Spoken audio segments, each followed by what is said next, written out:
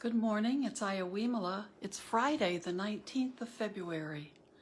So today it's about 18 degrees where I am, but bright and sunny, and maybe the snow is shrinking down a little bit. Hard to tell. I guess it's just getting packed down. So today I wanted to talk a little bit more about defilements. And that word can seem like such a kind of a dirty word, and I think we sometimes aren't even aware of how subtle that those impurities in our mind that affect our thinking and our attitudes and our perceptions. I don't think we realize how subtle it is, and it takes a long time to begin to catch a lot of things. It certainly has for me. Some things seem to be taken care of pretty quickly when you begin to meditate, when you begin to really practice. And other things, I think we're peeling an onion. So some other things take time to even be aware of or to understand. So again, I realized one of the little books that is by Ashin Tejaniya is "Don't look down on the defilements; they'll laugh at you." It's a little mouse. So this I may have read. I've got parts marked. I may have read this before, but I think it's a very good, simple. It's a very simple explanation and gives some beautiful examples. So I'll read it again if I have read it before. Maybe it still has meaning for you. It's at the beginning of the book, and it's called "What Are Defilements?" Defilements are not only the gross manifestations of greed, hatred, and delusion. Those three poisons that are at the center of everything. They're at the center of all of the rounds of emotional life, and for many of us in our belief system, it can also be rounds of physical lives. But greed, hatred, and delusion are at the center of everything that keeps pulling us back to this world, doesn't let us get off the wheel. Defilements are not only the gross manifestations of greed, hatred, and delusion, but also their friends and relatives, even the very distant ones. See if you have ever had one of the following or similar thoughts cross your mind. These will surprise you. So have you ever thought any of these things? Those lights should not be on at this time of the day. His behavior is so irritating. He should not have done that. I could do it a lot faster. I am a hopeless meditator. My mind cannot even stay on the rising, falling for 1 minute. Yesterday my meditation was so good, but today I'm all over the place. Wow, this was a wonderful sit. Now I need to be really mindful so I don't lose this good feeling. I must stay in the Dhamma hall. Others will think I'm lazy if I don't. I need an extra portion of potatoes today because it's good for my health. And this is when I always remind everybody, these are comments from long retreats where people are being fed. Yuck, this salad has onions in it. No, bananas again? I've heard those are all these are all like things that you do here on a retreat. He is so selfish, so inconsiderate. Why is this happening to me? Who is responsible for cleaning the toilets? Why is this yogi walking here? They shouldn't be making so much noise. There are too many people here. I can't meditate. This is my favorite one. Someone is sitting in my seat. She is so pretty. He walks so elegantly. All such thoughts are motivated by defilements. Don't underestimate them. And you can see what a range of statements there were. Everything from praising people to being happy about our own practice, kind of bragging about ourselves. Or then the other extreme of all of these is the criticism. There's the the admiration on one hand and the criticism on the other, and the elation towards ourselves, and then feeling terrible because we can't seem to relive that experience again exactly the way we want. So yeah, Lynn, I have seen too many times at a retreat or even at Blue Lotus at the temple, someone saying, well, there's someone in my seat. There aren't any. Nobody has a seat in the temple.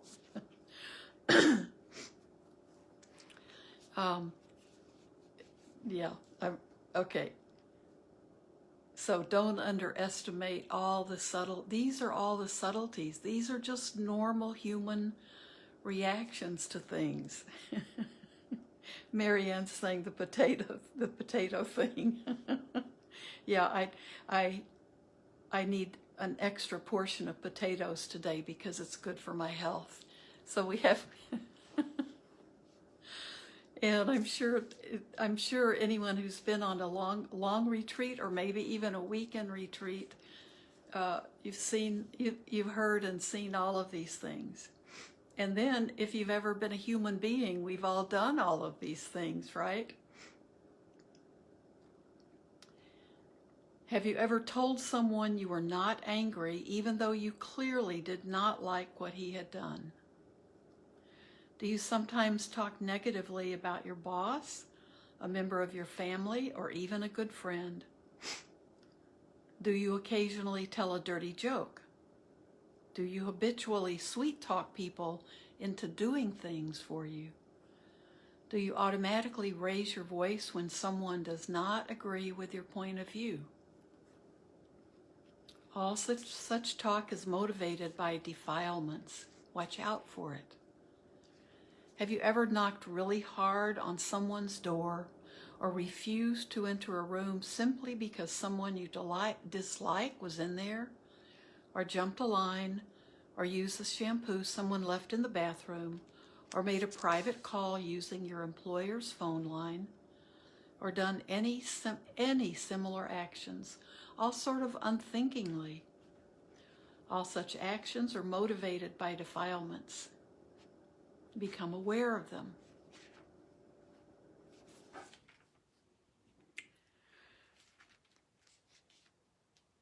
And then there's a disclaimer about this little book, which I think is just wonderful. Dear reader, this is not a complete or systematic practical aspects of this approach to meditation. The advice given is based on Ashin Tejaniya's meditation and teaching experience. So it's wonderful. There's even a disclaimer. When you read this book, please do not cling to dictionary definitions. It's a beautiful point. For example, for our purposes, the words watching, observing, being mindful, paying attention, and being aware are used interchangeably. Awareness and mindfulness also mean the same. Understanding, realization, insight, and wisdom are used to express something similar, and the word object is often used to mean experience. So we talk about a meditation object. It can be our breath, it can be an experience, it can be a light, a color. Sensations refer to bodily sensations, and feelings to mental feelings. We also describe several key points of this approach from various angles and in different contexts.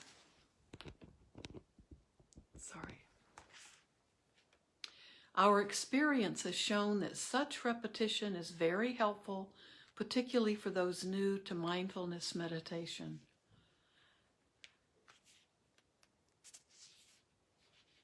And they finish, we have tried to translate and express Ashin Tejaniya's teachings and ideas as accurately as possible. However, we may have made mistakes, and it is likely that some details got lost in translation.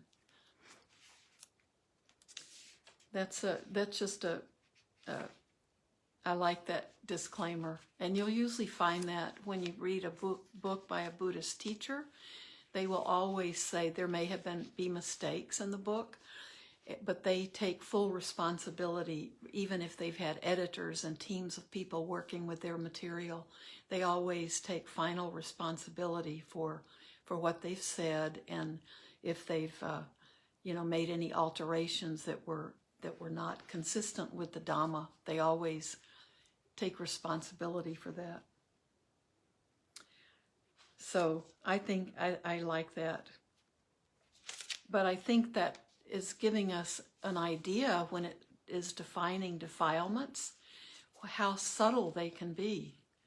It's a lot of our human behavior that is locked into wanting things to be good and right and the best, and when we're working really hard to make things be so perfect, or we admire someone if they have an elegant walk, but we look down on someone if they sit in the place that we prefer to sit in.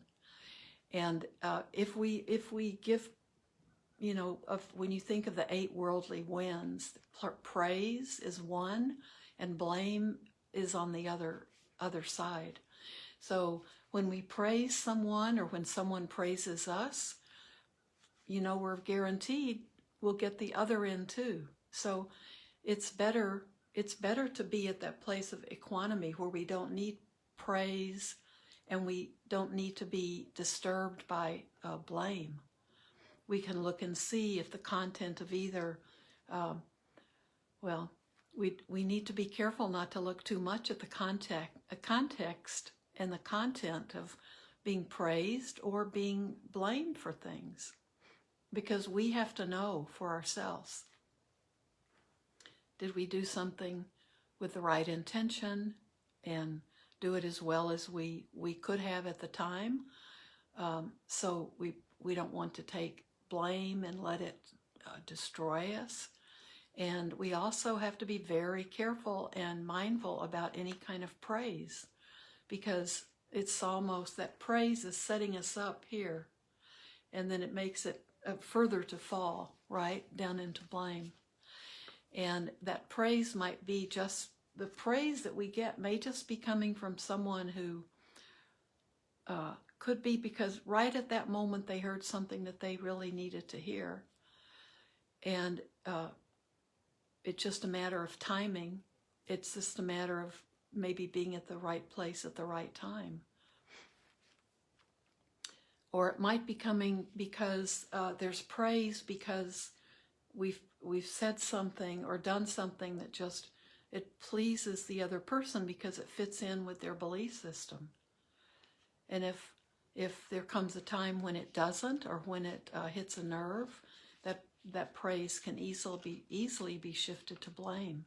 So when we're living our lives, we always have to watch that. We have to be careful with that as the giver or the receiver. So like my kids and I always say, you don't want to get the big head. I think there's some cartoon character where the big head was, we decided that was a perfect word for being full of ego or conceit when you get the big head.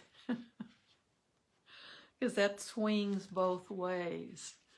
And all of those qualities that we think of, the 8 worldly winds, there's fame, and then there's falling into disgrace and ignominy, and there is fortune, and then there's loss, gain and loss, and praise and blame, and pain, pleasure, and pain. I think I got all 8 of them then. So those are all those pendulums swinging all the time. And that's what we call that's what the world is. That's what this world is made up of. So the defilements are when we get caught up in any of these very subtle things. So be very careful, and it's also that duality that we get caught up in. So if we can praise someone, then we can criticize someone at the same time. And so we want to be watching and keeping that balance. And that's what equanimity is.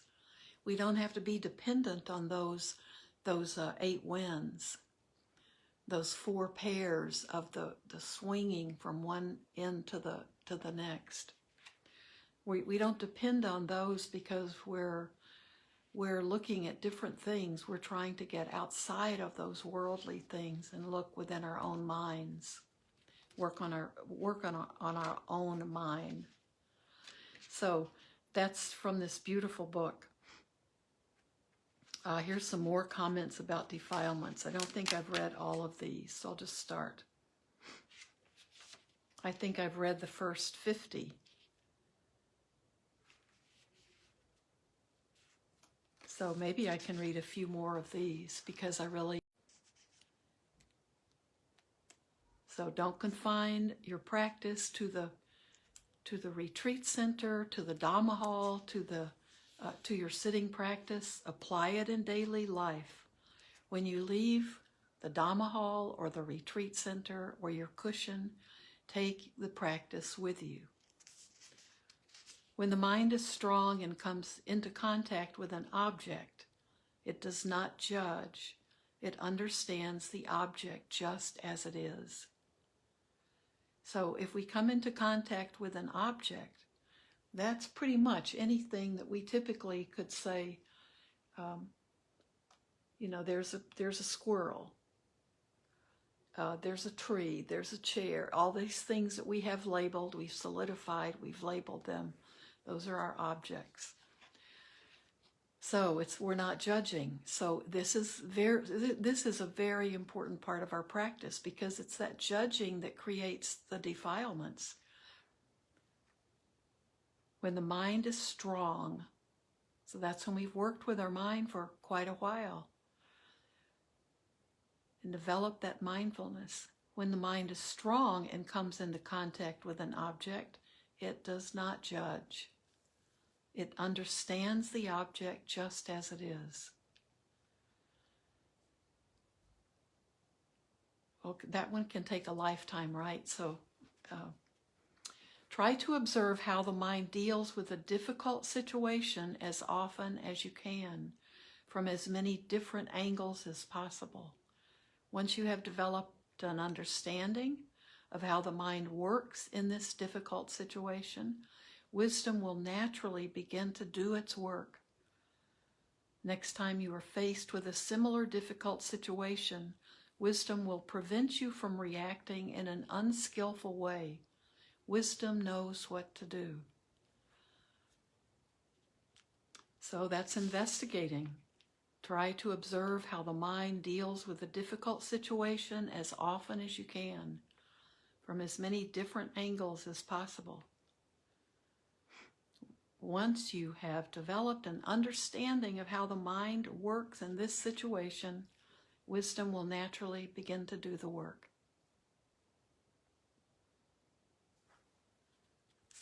When you start to watch thinking, you cannot recognize it as the mind.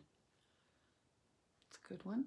You are only aware of thinking and the contents of thinking.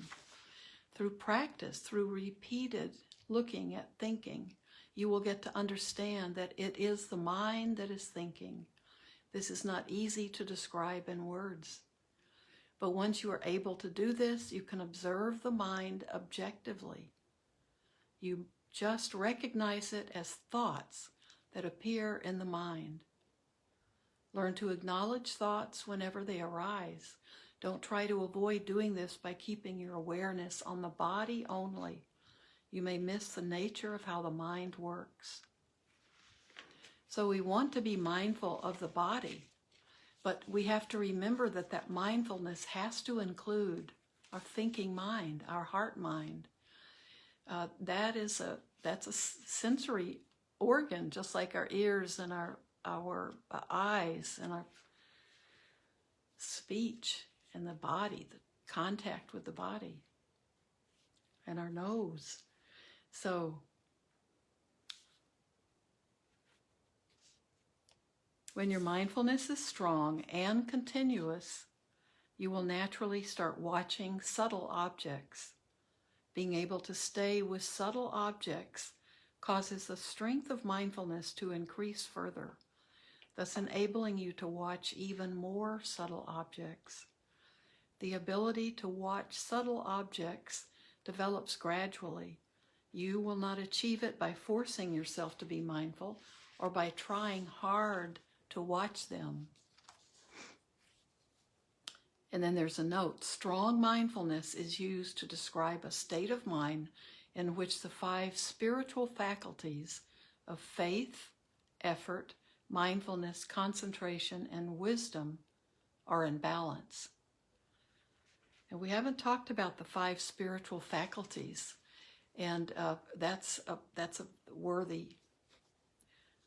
Those are natural faculties that we have that we can develop more if we choose to. So those 5 spiritual faculties, faith, effort, mindfulness, concentration, and wisdom, they need to be in balance to have strong mindfulness, a state of mind that has been developed through the momentum of persistent practice. So mindfulness is not just about the body, and it's not just about having it's all of these things combined. In the Buddha's teachings, the Buddha combines all of these 5 faculties to be in balance, not only developed and cultivated, but to have them in balance. That's the middle way, the balance between them all. It is not difficult to be aware or mindful. It is difficult to maintain it continuously. For this, you need right effort, which is simply perseverance. And that's what I was talking about yesterday. And, I was excited about Bhante Saranapala's talk. And it was using that little container, that heart-mind container. So effort, we're working with effort all the time. That's building up what's good and wholesome and skillful and maintaining that, and then letting go of the things that aren't skillful, that aren't wholesome for our lives, that aren't helping us become happy and free and liberated. And then maintaining, let go of the unwholesome, the unskillful, and maintain by guarding our sense doors from letting it in again. There's several ways that we do that. So that's a topic we'll have to pick up soon, the five faculties. To be relaxed and in the right frame of mind is of prime importance. Write this down somewhere. To be relaxed and in the right frame of mind. I know there are a lot of us who have had lots of bouts of anxiety and still are having those just because of the pandemic. And we may have had several people that we love become sick and ill and perhaps die. So this statement is really important to remember, even if we're not even if we laugh at it and think, how can I be relaxed right now? I'm sitting with a dying one, or I have a dying loved one and I can't be with them and sit with them. To be relaxed and in the right frame of mind is of prime importance. Everything else comes later. To recognize whether or not you are in the right frame of mind is more important than experiencing peaceful states or having a good sit. And if we're not in the right frame of mind, that's when we know, okay, this may not be a good time to make some big decision. This may not be a good time to have an argument with someone or to sit down and have a talk. If we recognize that we're not in the right frame of mind because we're anxious or we can't relax, we can't be present, we have to make choices. Like it's just practical. Like, don't make big decisions when you're tied up inside, and be aware of your mental condition before you say something that you may regret, or don't make a job change when you're at the most emotional about something that's going on in your life. If you are sleepy every time you sit, you have developed a bad habit. So when sleepiness begins, open your eyes. If it persists, get up and walk. It does not matter whether you sit or walk. It is important that the mind is awake. When I first learned meditation, that was a bad habit. My body, for years I was struggling. For the first several years, I was struggling with sleepiness. Right effort is reminding yourself to be aware. Right effort is not about using energy to focus on an object. So it's not right effort to say, well, I have to just, when I sit and meditate, I'm just focusing. Right effort might be to encourage yourself more to sit every day. I think that, because that's something skillful you want to develop. But it doesn't mean more focus, like that kind of straining concentration type of focus. If tiredness sets in towards the evening, you possibly used excessive energy during the day. Your practice should gain momentum. You should not suffer from exhaustion. So don't use excessive energy trying to be more mindful. Simply keep reminding yourself to be mindful. That's a really good one. If you've used excessive energy during the day,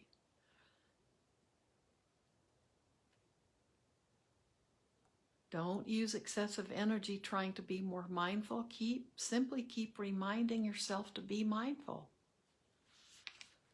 It's a good one to remember.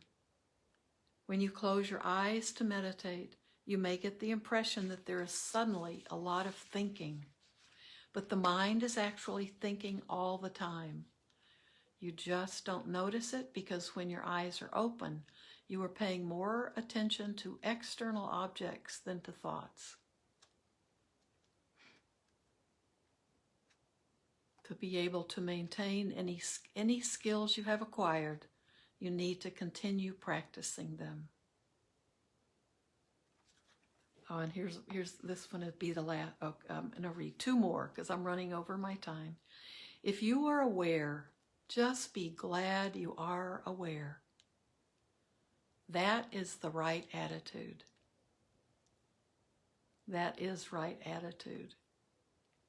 So when you are confronted by a defilement and you're aware of it, be glad that you are aware of this defilement, even if it does not seem to dissolve. As long as you are aware of the defilement, you are doing well. That's such an important point. Just be aware of it. You know, most of the time we spend all our lifetimes not being aware of a defilement. We don't even see it as a defilement, or it's something we don't even see about ourselves or about our minds. My time with myself over the last year has helped me just be aware of defilements are part of the Dhamma. Do not reject them. One meditator got disappointed when the defilements quickly disappeared. Not that she wanted the defilements, but that she was very keen to learn from them, to understand them. This should be your attitude when you are faced with defilements. You know, that's true. We want to understand them. We always want to understand, where did it come from? We want to know all about them. But they may, just by us being able to cast a light on them, they may begin to disappear. If we continue to do that, they may begin to disappear before we've analyzed them, before we've worked with them a lot. They will go away when the light shines on them. So don't feel bad if they go away too fast. That's a good thing. Just be sure they've really gone away. So okay. Try to recognize that defilements are simply defilements. They are not your defilements. Every time you identify yourself with them or reject them, you are only increasing the strength of the defilement. Okay? These are just defilements. We don't have to own them. So Eva's asking, this is Ashin. And the monk's monk name is Tejaniya. Tejaniya. And Ashin is a title. He's a Burmese monk. So if you just look up Tejaniya, you'll find it. He might have a different title like U Sawadao, but typically Ashin. And these books are available through, you can go to his foundation, and that will come up as well. And you can get his books for free. He's a wonderful teacher. He's still living, so I don't know, he might be, in his early 70s, probably my age. Okay, that's our time for today. So practice. Tomorrow, Bhante Sujata is doing the talk at Blue Lotus in Woodstock. So you can get an Eventbrite ticket. There's no charge. Only if you would like to donate that way, you can do it through Eventbrite. But there's no charge for that talk, and that's at 10 o'clock Central Time. So if you're interested in a ticket, you can go on directly onto Eventbrite and look for Blue Lotus Buddhist Temple, or you can go on the Blue Lotus Buddhist Temple Facebook page. There are other Blue Lotuses. We're connected, but there are others, and if we have so many people from different places, we have to know. It's Central Time Zone, and it's in Woodstock in Illinois. So take good care, be mindful, just keep remembering to be mindful, and don't become attached to the defilements. Don't even call them your defilements. That's a good thing to think about today. They're just little glitches, but it's what we have to work on. So take care. Be happy.